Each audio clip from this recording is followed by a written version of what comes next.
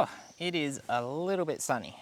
So gardeners, here we are at our mulberry. This has been actually, despite looking like pretty not special at this stage, this has been a productive tree this year. It's very, very dry here, and I'd say probably the reason it hasn't been doing really well is I think I'm gonna need to make an effort to water this quite a bit more regularly. And you might be saying, well, aren't you doing that anyway? But the reality is a lot of the stuff that we've planted, we just can't be watering it all the time. We're on a very limited water supply. But this is a White Shahtoot Mulberry. It's a little bit more special and it does deserve that attention. When it was fruiting, I watered it quite regularly.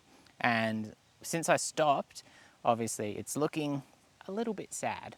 Now, the reason I'm here is because this branch, this lower branch, is touching the ground, and I don't really want that. We want to try and get it growing a bit taller, and so what we've recognized, of course, is that we've got this problem here, which is we've got that branch which we don't want growing down, and I'm just gonna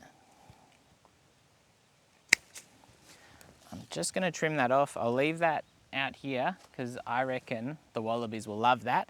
The reason all of these are caged is for that very reason. The wallabies will munch on your mulberries like anything, and I think we're going to do the same with this one here because we want it growing up. And that feels and seems really, really harsh, but I think it's something that we needed to do. And having come and had a look at the plant and taken the tree guard off and just seen it and checked the soil, one of the things on the to-do list for all of our fruit trees is to put down some fertiliser, so some just organic fertiliser, maybe re-mulch them as necessary, because like this mulch is quite light. Now on the bright side, it means when it rains, the water gets in there, but on the not so bright side, it's probably not retaining anywhere near as much water. We've got a nice donut around the tree to again direct the water in, but how effective that is when we're not getting any rain is pretty questionable.